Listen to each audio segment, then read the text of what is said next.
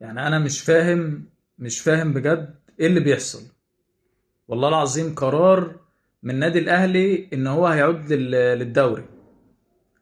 لسه شايف خبر امبارح ان الاهلي هيعود للدوري، هيعود لمسابقة الدوري المصري بتاعة رابطة الاندية واتحاد الكورة. تمام. طيب انت هترجع للدوري؟ يعني انا مش فاهم، هترجع للدوري انسحبت ليه من ماتش الزمالك؟ بجد حاجة غريبة جدا. إدارة الأهلي أغبى قرار خدوه. يعني أنت دلوقتي هترجع للدوري. طيب أنت انسحبت ليه أصلا؟ انسحبت ليه من ماتش الزمالك؟ بجد حاجة غريبة جدا. يعني لسه قاري الخبر امبارح، الأهلي هيرجع للدوري.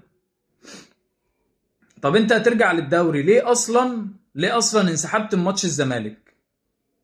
يعني بجد أنا مش عارف هما بيفكروا إزاي. يعني انسحبنا ليه من ماتش الزمالك طالما أنت هترجع للدوري، وهترجع للبطولات المحلية، وهنلعب في كاس الرابطة. طب ازاي ماتش الزمالك انسحبنا منه؟ انا مش عارف.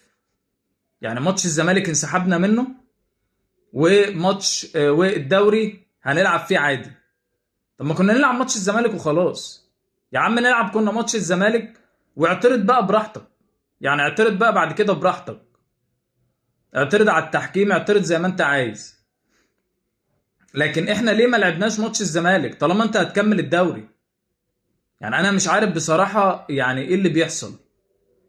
يعني مش عارف ليه احنا انسحبنا من ماتش الزمالك.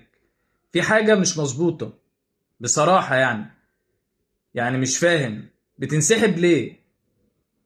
يعني جاي على يوم الماتش وبتنسحب. انا بجد بجد حاجة غريبة جدا.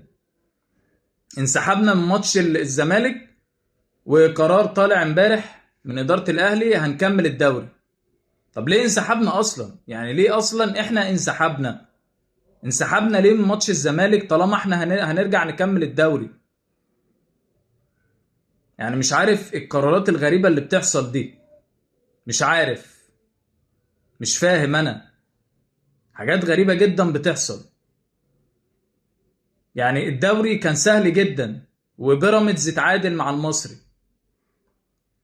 طب كنت تلعب طيب ماتش الزمالك وخلاص. يعني كنا نلعب ماتش الزمالك وخلاص. وبعدين طلع تقول هنكمل الدوري ازاي يعني؟ ازاي هنكمل الدوري وانت انسحبت ماتش الزمالك؟ ما كناش انسحبنا بقى طالما انت بقى كده. يعني طالما انت مش واثق في قراراتك. فلا، حاجة غريبة جدا بصراحة.